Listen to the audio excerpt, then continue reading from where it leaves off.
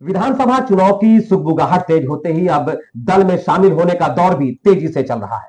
ऐसे में हम बात करेंगे बिहार विधानसभा चुनाव की और खासकर बात करेंगे सिकंदरा विधानसभा की। तो सिकंदरा विधानसभा की चर्चा करने के लिए इस वक्त हमारे साथ मौजूद हैं हमारे साथी पत्रकार पंकज जी और हमारे साथी पत्रकार प्रवीण जी। तो सबसे पहले हम बात करेंगे पंकज जी से। पंकज जी, सिकंदरा विधानसभा में इस वक्त कई कैंडिडेट मैदान में घूम रहे हैं, जनता से मिल रहे हैं और उनके दुख सुख को दूर करने का आश्वासन भी दे रहे हैं। तो किस किस दल से जो प्रत्याशी हैं वो घूम रहे हैं? बिल्कुल मोती भाई, देखिए कई दल के प्रत्याशी जो हैं क्षेत्र में जनसंपर्क अभियान चला रहे हैं, लेकिन सबसे ज्यादा दिलचस्प की बात है कि कांग्रेस पार्टी से करीब 5 प्रत्याशी अपना दावा ठोक रहे हैं और जनसंपर्क अभियान चला रहे हैं।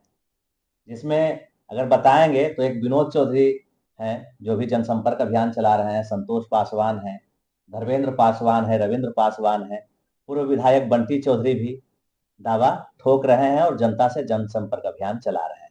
लेकिन कहें तो विधानसभा का जो 2015 का चुनाव था उसमें बंटी चौधरी की जीत हुई थी, लेकिन 2020 में बंटी चौधरी की हार हो गई क्योंकि जनता में काफी नाराजगी बंटी चौधरी को लेकर थी, जिसका फायदा प्रफुल्ल कुमार मांझी को मिला।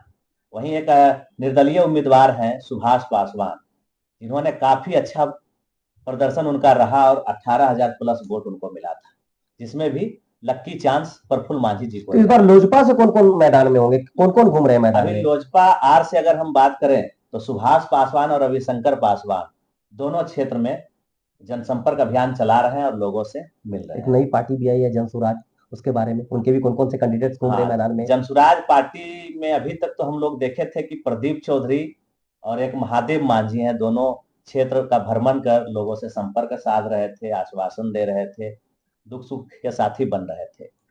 लेकिन एक नया नाम आ गया है आलोक कुमार का, जो प्रयागराज का काफी चर्चित सॉन्ग था महाकुंभ में, उन्होंने बहुत अच्छा महाकुंभ था। में, उनका गाना जो है बहुत वायरल हुआ था। उन्होंने सदस्यता अभियान सिकंदरा में आकर किया। इससे एक चर्चा का माहौल बना हुआ है कि आखिर सिकंदरा में सदस्यता अभियान ग्रहण करने का मकसद है कि कहीं ना कहीं जनसुराज से चुनाव लड़ सकते हैं सिकंदरा विधानसभा से। देखिए एमआईएम भी घूम रही है, उनको भी कम में नहीं आंकना है। हाँ, एक मनोज दास हैं एमआईएम से घूम रहे हैं और अच्छा उनका प्रदर्शन दिख रहा है, क्षेत्र में लोगों से संपर्क साध रहे हैं, काफी सुदूर इलाके में जाते हैं और काफी संख्या में लोग उनके साथ घूम रहे हैं, इनका भी अच्छा प्रदर्शन दिख रहा है।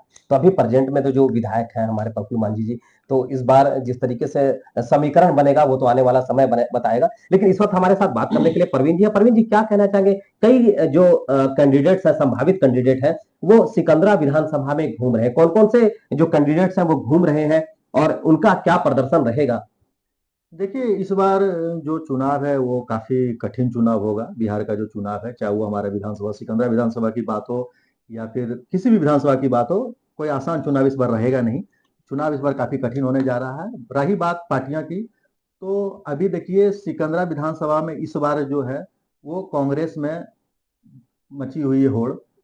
वहां कांग्रेस में कुल 5 ऐसे जो उम्मीदवार हैं अपनी दावेदारी पेश करने के लिए क्षेत्र में रोज जनता से मिल रहे हैं और अपनी प्रचार प्रसार कर रहे हैं। तो अब ये पार्टी के नेतृत्व का सवाल है, किसे टिकट देगी यहाँ से, और पार्टी खुद अब डिसाइड करे कि 5 में से कौन होंगे यहाँ के उम्मीदवार। और अभी महागठबंधन में कौन सी सीट किसको मिलेगी ये भी तय नहीं हो पाया है जी। रही बात दूसरा कि यहाँ का जो वर्तमान विधायक अभी प्रफुल्ल कुमार मांझी है, वो यहाँ से विनिंग है, विनर है और उनका सीट अभी हम के पास ही है और वो भी रन कर रहे हैं, वो क्षेत्र में शुरू से ही रह रहे हैं। तो अगर हम के पास ये सीट, अगर एनडीए में अगर हम के पास ये सीट जाती है तो वहां से ये पक्का दावेदारी होंगे यहाँ से ये सीट के लिए। रही बात आरजेडी के लिए, तो हम लोग जो क्षेत्र में घूमते हैं तो आरजेडी का लोग ये चाह रहे हैं कि यहाँ आरजेडी का उम्मीदवार हो। आरजेडी से कौन कौन घूम रहे हैं? आरजेडी से यहाँ एक गोल्डन अंबेडकर है, वो भी अपनी दावेदारी पेश कर रहे हैं, क्षेत्र में जा रहे हैं, लोगों से मिल रहे हैं, प्रचार प्रसार कर रहे हैं। और एक उदय नारायण चौधरी है जो पूर्व विधानसभा अध्यक्ष भी रह चुके हैं, वो भी अपनी दावेदारी पेश कर रहे हैं। तो ये जनता पर डिपेंड करता है या पार्टी पर डिपेंड करता है कि किसे टिकट देगी और कौन यहाँ के उम्मीदवार होंगे। तो कांग्रेस में वो है और आरजेडी में ये है। रही एक बात की आरजेडी को इस बार थोड़ा सा नुकसान भी होने की संभावना है, क्योंकि एक यहाँ एक नई पार्टी एएमआईएम से मनोज दास भी आगे हैं, वो भी नुकसान आरजेडी को देंगे कहीं ना कहीं, क्योंकि उनको समर्थन खूब मिल रहा है, क्योंकि उनको अच्छा समर्थन घूम रहे हैं वो विधानसभा में। और एनडीए को कहें तो एनडीए को नुकसान देने के लिए जनसुराज पार्टी आ गए हैं। वो एनडीए को ही नुकसान देंगे, जनसुराज। और उनके पास एक चर्चित चेहरा भी आ गया है, आलोक राज का। और सबसे बड़ी बात है कि आलोक राज अभी ही दामन थामे हैं जनसुराज की। इससे पहले महादेव माझी भी बीजेपी में थे, वो भी जनसुराज के दामन थाम लिया के। हाँ बिल्कुल और एक है प्रदीप चौधरी जो स्थानीय हैं, बिल्कुल। वो भी क्षेत्र में काफी चर्चित हैं और बिल्कुल। क्षेत्र में काफी मेहनत भी कर रहे हैं। स्थानीय होने का हो सकता है फायदा उन्हें भी मिलेगा, कुल टिकट कुल मिलता है। मिलाकर पंकज जी क्या कहें कि इस बार जो विधानसभा चुनाव होगा वो कैसा होगा, खासकर सिकंदरा की अगर हम बात करें तो? सिकंदरा विधानसभा की जनता इस बार स्थानीय प्रतिनिधि को चुनेगी। ऐसा क्यों? बाहरी को आउट कर देगी। बाहरी आते हैं, उनका लक्की चांस होता है, फिर जाते हैं, फिर इधर कोई क्षेत्र में विकास नहीं हो पाता है। स्थानीय रहने से क्या होता है कि क्षेत्र का विकास होगा, सुख दुख समझेंगे, क्या समस्या है उसका निदान होगा। बाहरी आने से क्या होता है कि वो जीतते हैं और चले जाते हैं, सिकंदरा में कोई विकास नहीं होता है। तो आपका कहने का मतलब है कि इस बार जो होगा जो बाहर सी और जो घरेलू है वो ये मुद्दा होगा, वही मुद्दा होगा। देखिए मोती भाई, एक और भी बात इसमें है, दो पार्टियां और भी आने वाली है। एक आईपी गुप्ता की पार्टी है, हाँ ये आपने बहुत बड़ी बात कही, वो भी आने वाली आईपी है। गुप्ता भी लगातार पूरे बिहार का रन कर रहे हैं। वो भी पार्टी आने वाली है। और एक आप शिवदीप लांडे का भी पार्टी आने वाली है जो हिंद सेना पार्टी बनाई। बिल्कुल बिल्कुल। वो भी कहीं ना कहीं बिहार में ही आके दस्तक देगी और बिहार के राजनीति पे अच्छा खासा असर डालेगी। तो बिल्कुल इसी तरह से चर्चा करने के लिए हमारे साथ हमारे दोनों साथी पत्रकार तैयार रहेंगे।